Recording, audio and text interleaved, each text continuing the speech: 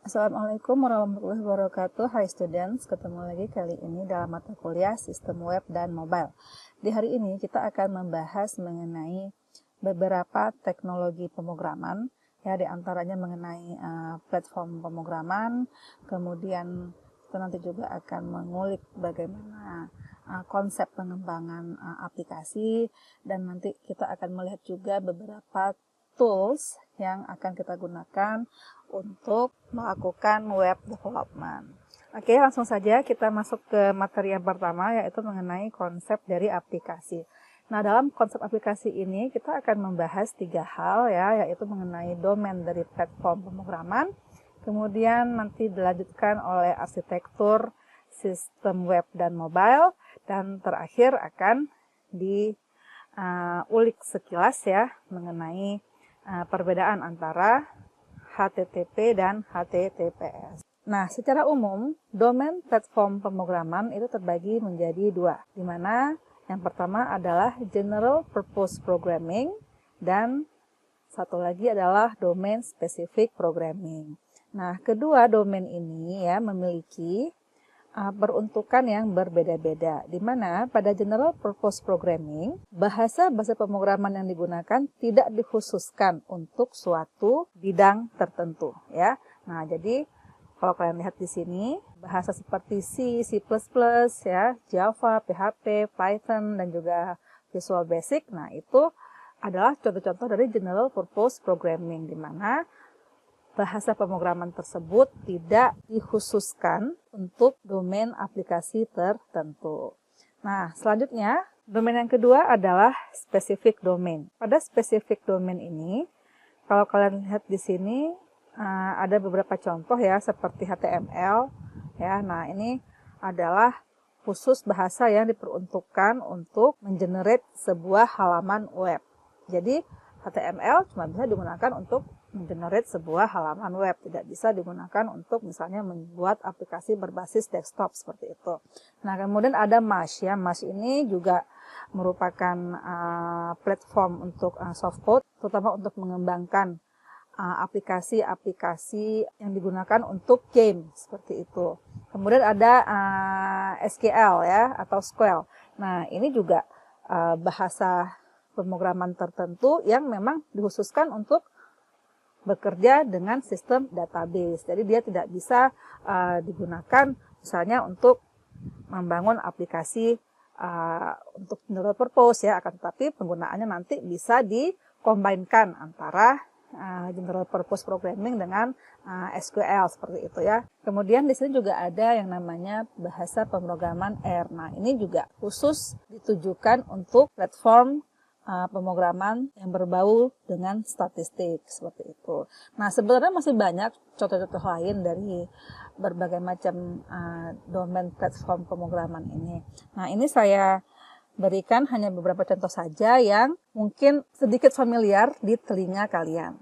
Jadi setidaknya kalian sudah bisa mengetahui bahwa domain platform dari pemrograman ini, ya, itu terbagi menjadi 2 bidang. Di mana nanti kalian sudah bisa memilih juga, kira-kira kalian mau menguasai yang platform general purpose kah, ataukah yang lebih spesifik untuk platform tertentu. Nah, dalam kaitannya dengan sistem web dan mobile, ini domainnya terbagi menjadi 3. Ya, yang pertama di sini ada web atau mobile websites. Nah, di sini untuk membuat aplikasi web atau mobile website, maka pemrograman yang diperlukan adalah seperti HTML, CSS, dan JavaScript. Ketiga platform pemrograman ini umum digunakan di web and mobile website. Nah, untuk teknologi website sendiri, ya, seperti yang sudah pernah kita bahas di pertemuan pertama, dia ini berjalan tanpa perlu menginstalasikan aplikasi tertentu di perangkat kita. Jadi yang kita perlukan untuk menjalankan sebuah aplikasi web itu hanya adalah sebuah web browser. Untuk teknologi web sendiri juga sekarang sudah dibangun dengan tampilan yang lebih responsif. Artinya apa? Artinya tampilan web itu bisa didesain sesuai dengan jenis perangkat yang digunakan oleh penggunanya. Jadi nanti ketika penggunanya mengakses dengan komputer desktop, tampilannya tentu akan berbeda ketika aplikasi tersebut diakses melalui smartphone kita. Selanjutnya, platform pemrograman dalam sistem web dan mobile adalah native app programming. Nah, di dalam tipe ini, bahasa pemrograman yang digunakan kebanyakan ditujukan untuk membangun aplikasi berbasis mobile. Jadi, ini contohnya misalnya seperti bahasa pemrograman Java yang khusus digunakan untuk membuat aplikasi-aplikasi berbasis Android. Ataupun juga bahasa pemrograman Kotlin yang juga dapat digunakan untuk membuat aplikasi berbasis Android. Contoh lainnya dari native mobile programming ini adalah untuk membangun aplikasi berbasiskan iOS pada produk-produk Apple. Contohnya adalah bahasa Objective-C ataupun Swift yang memang diperuntukkan untuk membangun aplikasi pada iOS. Jadi antara Java dengan Swift ya misalnya itu tidak bisa ditukar peruntukannya karena masing-masing sudah punya domain spesifiknya sendiri ya. Nah, jadi kalau native ini juga termasuk bagian dari domain specific programming. Nah, terakhir, dalam teknologi web and mobile itu ada yang namanya hybrid platform programming. Nah, ini adalah pemrograman yang mengkombinasikan antara web platform dan native mobile platform tadi. Ya. Nah, di sini bahasa yang digunakan menggabungkan antara kedua platform ini. Dari ketiga jenis domain pemrograman aplikasi di dalam teknologi web dan mobile, tentunya setiap jenisnya ini memiliki kelebihan dan kekurangannya. Ya, seperti misalnya kalau aplikasi web, kita sudah tahu ya di pertemuan sebelumnya sempat kita bahas perbandingan antara aplikasi web dan mobile, di mana aplikasi web itu mudah untuk dikembangkan dan biaya pengembangannya juga jauh lebih murah daripada aplikasi berbasis mobile. Nah, ini juga hal yang sama antara domain aplikasi pada pemrograman web dan native. Nah, itu kelebihan dan kekurangannya juga sama seperti pada pembahasan teknologi web dan mobile di pertemuan yang pertama. Nah, adapun untuk hybrid ditengarai lebih gampang dikembangkan daripada kedua jenis platform yang lainnya, ya. Dan pengembangannya pun lebih cepat dan juga lebih murah, ya. Namun meskipun demikian, aplikasi hybrid ini dia jalannya lebih lambat daripada aplikasi native dan juga biaya pengembangannya jauh lebih mahal dibandingkan aplikasi web ya.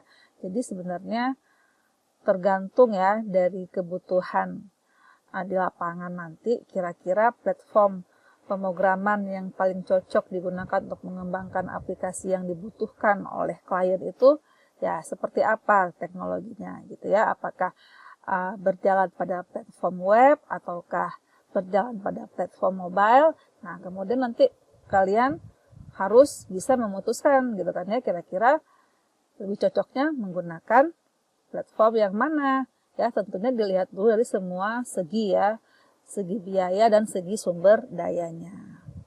Jadi sekarang kalian sudah mendapatkan pemahaman mengenai berbagai macam domain platform bahasa pemrograman yang terdapat di dalam dunia komputer dan khususnya lagi domain-domain platform pemrograman yang berhubungan langsung dengan sistem web dan mobile ya. Nah, sekarang kita akan melihat ke arsitektur dari sistem web dan mobile. Kita akan melihat terlebih dahulu kepada arsitektur web. Nah, di sini secara umum kalau bisa kita lihat ya, arsitektur web ini terdiri dari yang namanya browser, web server, application server, RDBMS, dan web development environment. Browser merupakan perangkat yang digunakan oleh user untuk mengakses informasi yang berada di dalam web server. Fungsi dari browser adalah sebagai antarmuka atau interface yang bekerja untuk mengirimkan informasi yang diminta oleh user ke web server dan kemudian menampilkan kembali informasi dari web server ke layar perangkat dari penggunanya dalam bentuk halaman web. Nah, biasanya halaman web yang ditampilkan pada browser secara standarnya adalah halaman berupa HTML. Informasi yang dikirim dan diterima oleh browser itu ditransfer melalui sebuah protokol yang disebut dengan HTTP atau Hypertext Transfer Protocol. Nah, dari browser ini ya, kalau kalian lihat di sini, browser ini dapat diakses dengan menggunakan perangkat apapun, ya. Ketika browser ini mengirimkan permintaan berupa akses terhadap suatu informasi tertentu, maka ia akan diarahkan ke web server yang mengandung informasi tersebut. Nah, kemudian web server menerima permintaan dari browser tersebut dan kemudian dia akan mengirimkan kembali informasi yang tersedia bila memang ada pada web server ini ke browser kembali. Informasi yang dikirimkan oleh web server kembali ke browser adalah dalam bentuk konten-konten statis. Artinya, hanya konten-konten yang dalam format HTML yang tidak mengandung konten-konten dinamis di dalamnya. Nah, maksudnya apa? Maksudnya adalah untuk konten-konten dinamis, web server itu membutuhkan komponen lain berupa application server dan RDBMS. Application server ini bertugas untuk menangani permintaan-permintaan dinamis yang dikirimkan dari browser. Jadi karena web server tidak dapat merespon permintaan berupa konten-konten dinamis, maka web server akan meneruskan ke application server. Application server inilah yang bertanggung jawab untuk menangani permintaan-permintaan dinamis yang melibatkan logika, skrip, dan kode pemrograman yang kemudian akan dikirimkan ke web server. Dan selanjutnya web server akan mengembalikan konten dinamis yang diminta tadi oleh browser ke layar penggunanya. Selanjutnya, terdapat juga di sini komponen berupa RDBMS. Nah, bagi yang sudah mengambil mata kuliah sistem basis data, tentu sudah tahu mengenai RDBMS ini, ya. Jadi RDBMS ini adalah Relational Database Management System, di mana itu merupakan sebuah perangkat untuk pengolahan data, ya. Jadi semua data-data yang terlibat dalam konten dinamis itu semuanya tersimpan di dalam RDBMS. Data-data yang tersimpan dalam RDBMS ini dapat diakses oleh application server dengan menggunakan perintah SQL. Nah, tadi kita sudah bahas juga di awal, perintah SQL ini termasuk ke dalam platform domain spesifik. Nah, jadi dia hanya dapat digunakan untuk mengakses ke database, ya, seperti itu. Nah, komponen terakhir adalah Web Development Environment. Komponen ini merupakan perangkat pengembangan aplikasi web yang terdiri dari sepaket perangkat lunak sesuai standar yang ditetapkan oleh Web Consortium. Web Development Environment ini terdiri dari berbagai macam tools yang mendukung kinerja dari application server dan juga RDBMS. Contoh dari Web Development Environment ini adalah seperti misalnya SAM ataupun WAM, ya, di mana aplikasi tersebut mampu membuat sebuah perangkat agar dapat digunakan untuk mengembangkan aplikasi web, ya. Nah, perangkat-perangkat tersebut ya mengandung application server dan juga RDBMS-nya. Jadi sebenarnya kalau kita simpulkan, untuk arsitektur web itu sendiri terbagi kepada dua kelompok besar, di mana pertama adalah kelompok klien, ya, yang berada di depan web server. Nah, ini disebut sebagai kelompok front end atau ujung depannya, ya. Sementara kelompok kedua adalah kelompok yang berada di belakang web server yang biasa disebut dengan sisi back end. Nah, kedua bagian inilah yang nanti akan membagi job description dari tim web development. Kita nanti akan membahas mengenai konsep pengembangan aplikasi web, ya. Nah, untuk itu perlu dipahami terlebih dahulu mengenai arsitektur web yang terdiri dari sisi klien dan juga sisi servernya.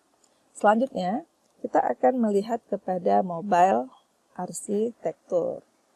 Secara garis besar, mobile arsitektur ini hanya terbagi menjadi 3 bagian, ya, yaitu bagian presentasi, bagian bisnis, dan bagian data. Bagian presentation ini berfungsi seperti layaknya web browser pada arsitektur web, di mana dia merupakan sebuah user interface atau antarmuka pengguna yang menjadi jalan masuk bagi user ke aplikasi mobile tersebut, ya.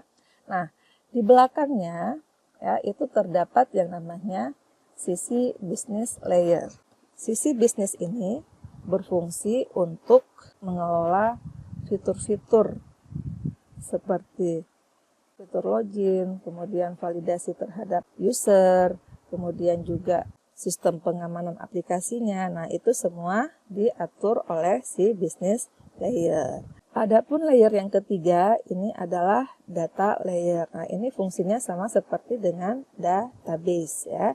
Jadi, data-data yang dikelola oleh sebuah aplikasi, nah itu semua disimpan di dalam data layer ini. Data layer ini dia memiliki fungsi seperti RDBMS pada arsitektur web. Jadi, kalau dapat kita simpulkan, baik arsitektur web maupun mobile itu memiliki konsep yang hampir sama, di mana terdapat sebuah user interface yang merupakan pembuka jalan komunikasi antara user dengan sistem aplikasi.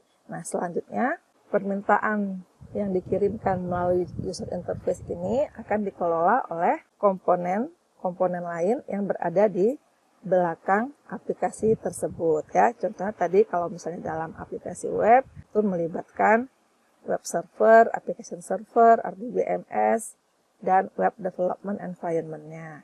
Adapun untuk arsitektur mobile itu melibatkan business layer-nya dan juga data layer-nya.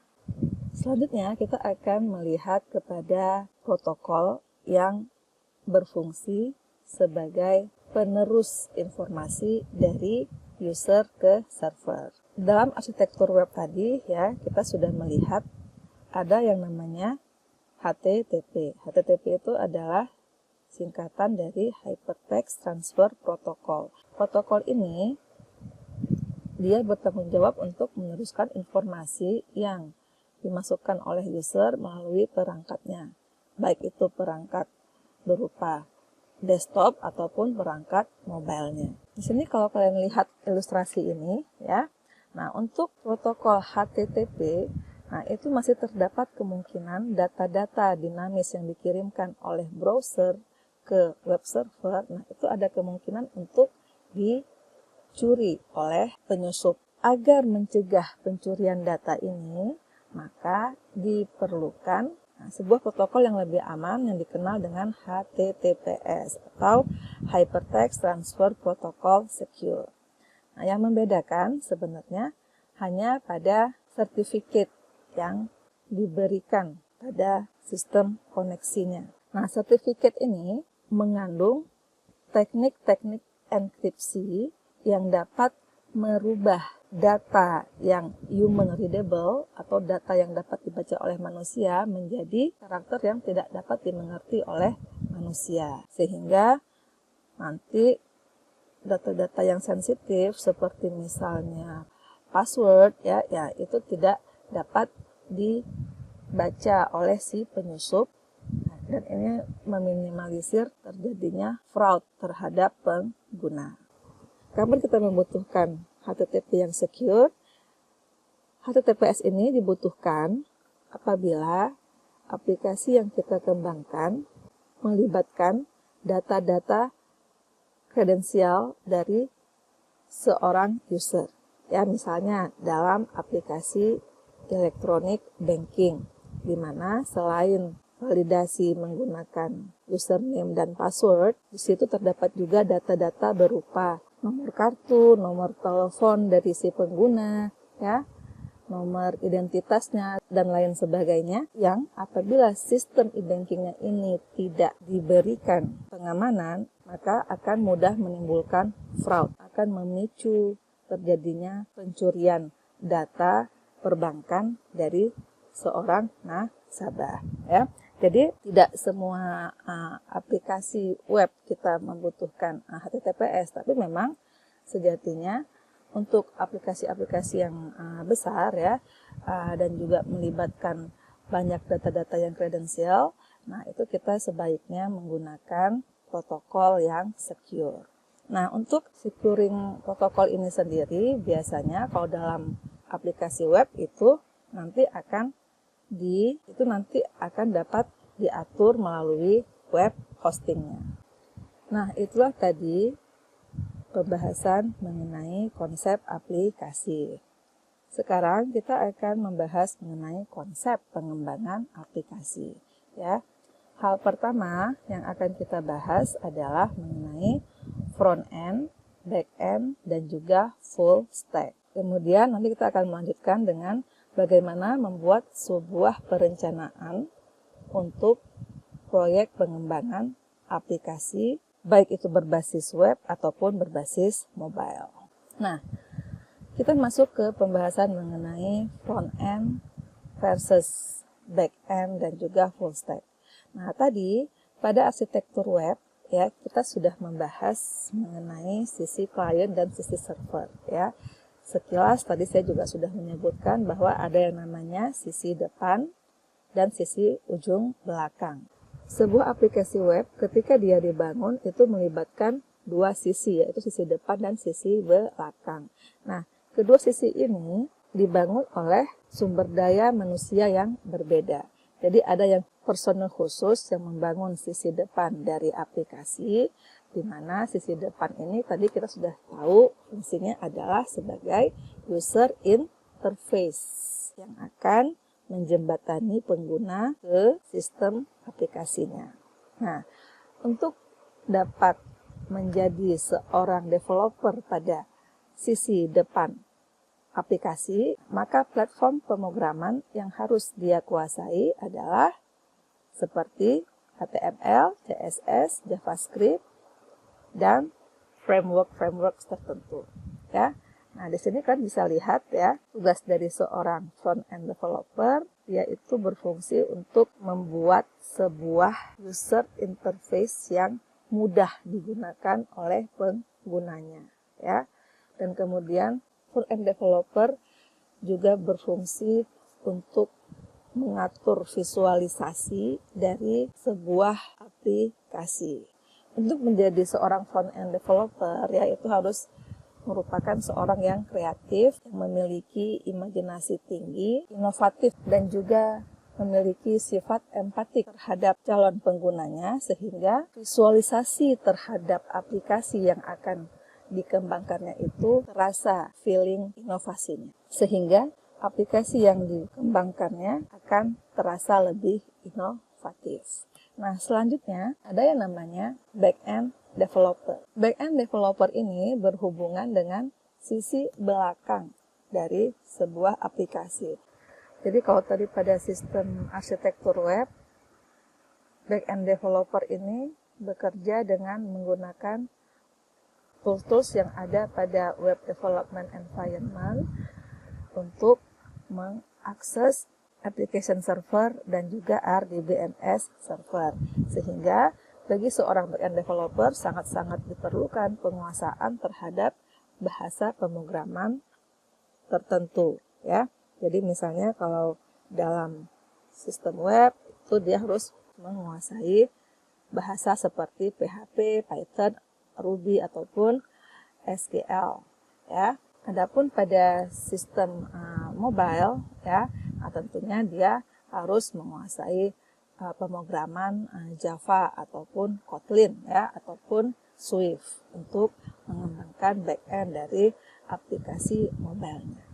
Untuk menjadi seorang back-end developer dibutuhkan personil yang memiliki kemampuan analisis secara cepat dan detail. Jadi dia dapat menerjemahkan business rule itu secara logik dan sangat-sangat mendetail. Nah, selanjutnya dalam konsep pengembangan aplikasi terdapat yang namanya full stack developer. Nah, full stack ini dia merupakan gabungan antara front end dan juga back end ya.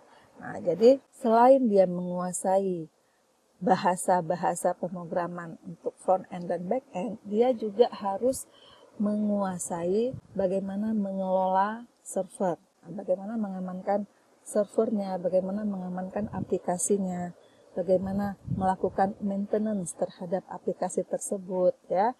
Nah, ini semua harus dimiliki oleh seorang full stack developer. Nah, tentunya untuk menjadi seorang full stack developer ini tidak hanya didukung dengan skill front end dan back end saja. Akan tetapi seorang personel full stack itu harus memiliki karakteristik yang sangat inovatif, disiplin, dan dapat mengerjakan banyak hal di dalam satu waktu ya.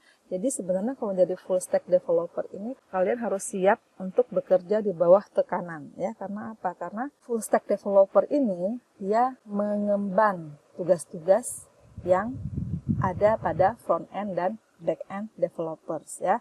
Jadi dalam pengembangan aplikasi kalian harus dapat memutuskan kalian mau bekerja di sisi yang mana, apakah pada sisi front end, back end, atau malah keduanya. Nah, sekarang kita akan membahas bagaimana cara mengembangkan sebuah aplikasi.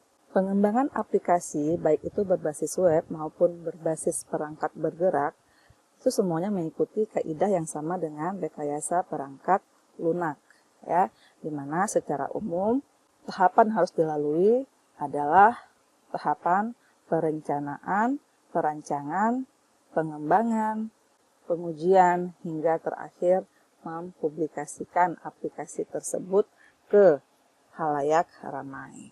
Nah, tahapan yang paling krusial di dalam pengembangan sebuah aplikasi itu adalah tahapan sebelum development dilaksanakan. Tahapan ini diawali dengan proses yang disebut drafting a plan. Dalam drafting a plan, seorang developer itu dia harus menyusun terlebih dahulu perencanaannya. Tahapan perencanaan ini memiliki 3 proses yang diawali dengan analisis tujuan, di mana pada tahap ini pengembang itu menganalisis terlebih dahulu hal yang ingin dicapai oleh aplikasi yang akan dikembangkan. Untuk menganalisis tujuan ini, maka harus dipahami terlebih dahulu apa maksud dari aplikasi yang akan dibuat. Hal ini menjadi sebuah keharusan yang tidak bisa dielakkan karena akan mempengaruhi setiap tahapan selanjutnya dalam pembuatan aplikasi. Jadi, kalau kita sudah mengetahui tujuan dari pengembangan yang dilakukan, maka sebagai developer kita akan mudah dalam mengidentifikasi fitur-fitur apa saja yang diperlukan oleh aplikasi sehingga akan lebih memudahkan setiap tahapan pengerjaan pengembangan aplikasi ini. Setelah menganalisis tujuan yang akan dicapai oleh aplikasi, ya, kemudian kita lanjutkan dengan mengidentifikasi calon pengguna yang paling potensial. Ya. Nah, jadi proses kedua ini juga penting, ya, karena fitur-fitur yang akan kita kembangkan nantinya itu harus disesuaikan dengan apa yang diperlukan oleh para calon pengguna. Jadi di sini kita melakukan pemahaman terhadap karakteristik-karakteristik dari setiap calon pengguna kita. Selanjutnya, tahapan ketiga dalam perencanaan adalah analisis sumber daya. Analisis sumber daya ini mencakupi waktu, alat bantu, dan juga tentunya sumber daya manusianya. Dalam analisis sumber daya ini, kita juga menggunakan alat bantu berupa sebuah Gantt chart yang memudahkan kita untuk membuat perencanaan penjadwalan dalam proyek pengembangan aplikasi. Nah, yang sekarang kalian lihat di layar ini merupakan sebuah alat bantu untuk menganalisa sumber daya yang terlibat. Ya, ini adalah Gantt chart. Ya. Nah, dalam Gantt chart ini proses pengembangan sebuah aplikasi itu mudah untuk dijadwalkan. Di sini juga kita mudah untuk melakukan pembagian tugas kepada setiap anggota tim pengembangan. Nah, untuk menggunakan Gantt chart ya, cukup banyak aplikasi di luar sana, terutama yang online juga, yang dapat digunakan untuk membuat Gantt chart. Selain itu, Gantt chart juga dapat dibuat dengan menggunakan aplikasi Microsoft Excel. Jadi, tinggal memanfaatkan saja template Gantt chart yang terdapat pada aplikasi Excel tersebut. Selanjutnya, kita memasuki tahapan yang kedua, yaitu tahapan perancangan. Nah, pada tahapan perencanaan inilah kita melakukan apa yang namanya prototyping dari sebuah sistem antar mukanya. Nah, di dalam tahapan perancangan ini, kalau kalian lihat di sini, terdapat beberapa istilah yang mungkin sudah kalian kenal. Ya, yang pertama seperti flowchart. Ya, nah ini juga merupakan alat bantu perancangan untuk mengidentifikasi langkah-langkah yang harus diterapkan di dalam fase development nantinya. Dalam flowchart ini ya dapat menggambarkan alur kerja sebuah sistem ataupun juga mengilustrasikan logika pemrograman yang akan dilakukan nantinya. Nah, kemudian ada lagi yang namanya wireframe. Nah, wireframe ini adalah salah satu alat bantu untuk membuat user interface. Nah, seperti ini contoh wireframe ya.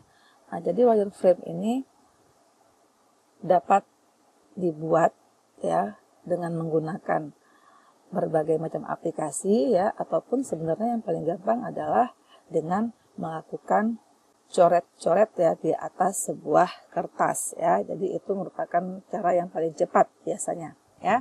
Nah, namun kalian juga tentunya boleh memilih perangkat lunak apa saja ya yang kalian sukai untuk membuat sebuah wireframe. Tahap terakhir dari proses perancangan adalah membuat perancangan basis datanya ya. Kita sudah tahu tadi di awal ya bahwa dalam pengembangan aplikasi itu ada yang namanya konten statis dan konten dinamis. Nah, untuk konten dinamis tentu saja kita melibatkan yang namanya DBMS. Jadi untuk itu diperlukan juga pada tahap perancangan alat bantu untuk DBMS kita, yaitu berupa Entity Relationship Diagram. Nah, jadi ketiga diagram ini akan sangat membantu proses pengembangan selanjutnya hingga sebuah aplikasi itu benar-benar selesai ya. Jadi jangan pernah menganggap remeh proses drafting a plan ini ya, karena kalau ini salah ataupun kalau ini tidak dilakukan, maka ketika kalian melakukan coding ataupun pengembangan nantinya, itu kalian akan menemukan kesulitan-kesulitan ya, karena pekerjaan nanti akan bolak-balik, merubah lagi gitu ya. Nah, namun kalau sudah ada terlebih dahulu perencanaan yang matang dan juga dilanjutkan dengan pembuatan perancangan sistemnya, maka proses pengembangan aplikasinya itu tentunya akan berjalan dengan lancar. Nah, sekarang kita akan mencoba mempraktikkan bagaimana sih melakukan pre-development dari sebuah aplikasi. Nah, studi kasus ini akan kita gunakan terus dalam proses pembelajaran kita sampai akhir semester ini. Ya, jadi nanti kita akan mengembangkan aplikasi berbasis web maupun aplikasi berbasis mobile berdasarkan studi kasus ini. Ya, oke. Nah, untuk konsep pengembangan aplikasi, ya. Nah, kalian diminta untuk mengembangkan sebuah aplikasi yang digunakan untuk otomatisasi penilaian. Nah, penilaian ini terdiri dari beberapa kategori, ya. Yang pertama, seperti dapat kalian lihat di sini, ada yang namanya kuis, tugas, praktikum, UTS, dan juga UAS.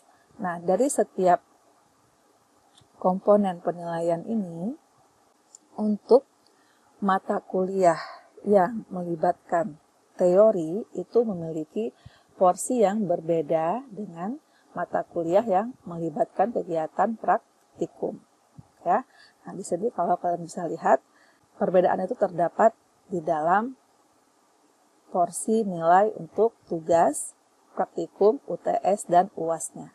Sedangkan untuk kuisnya itu porsinya adalah sama. Nanti aplikasi yang akan dikembangkan ini harus bisa melakukan perhitungan untuk nantinya mengkonversi kumulasi dari kategori penilaian ini menjadi sebuah lambang nilai yang menampilkan keterangan berupa lulus atau gagalnya seorang mahasiswa. Jadi di sini kalian harus melakukan tahapan-tahapan di dalam fase pre-development. Ya, tadi kan kita sudah melihat bahwa tahapan dalam pre-development itu melibatkan tahapan perencanaan dan perancangan.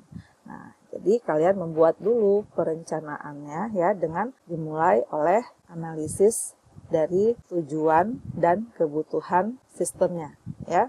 Kemudian juga diidentifikasi kira-kira aktor apa saja yang terlibat di dalam studi kasus ini. Selanjutnya dalam tahapan perancangan, kalian juga harus menggunakan alat bantu berupa flowchart ya yang digunakan untuk menggambarkan alur kerja dari sistem tersebut, menggambarkan juga alur aktivitas dari setiap pengguna yang terlibat, dan juga tentunya menggambarkan juga flowchart untuk logika dari pemrogramannya, ya. Terus dilanjutkan dengan pembuatan wireframe-nya. Jadi kalian membuat perancangan user interface-nya, ya, karena nanti melalui wireframe inilah kita akan masuk ke coding menggunakan HTML untuk menerjemahkan apa yang sudah kalian rancang pada tahapan wireframe-nya, ya. Nah, selanjutnya tadi kita juga melihat ada yang namanya alat bantu berupa diagram IR, ya. Nah, di sini kalian juga bisa melihat video di BMS, ya, bagaimana membuat sebuah entity relationship model. Nah, tentunya bagi kalian yang sudah mempelajari di BMS, ya, ini juga merupakan wadah untuk mengembangkan kemampuan kalian dalam menganalisis sebuah sistem. Ya, so student, sampai di sini pembahasan kita pada kali ini. Semoga apa yang disampaikan dapat menambah pemahaman kalian terhadap sistem web dan mobile. Terima kasih atas atensinya. Mohon maaf atas segala kekurangan dan kesilapan. Ketemu lagi dalam video-video selanjutnya. Terima kasih. Wassalamualaikum warahmatullahi wabarakatuh.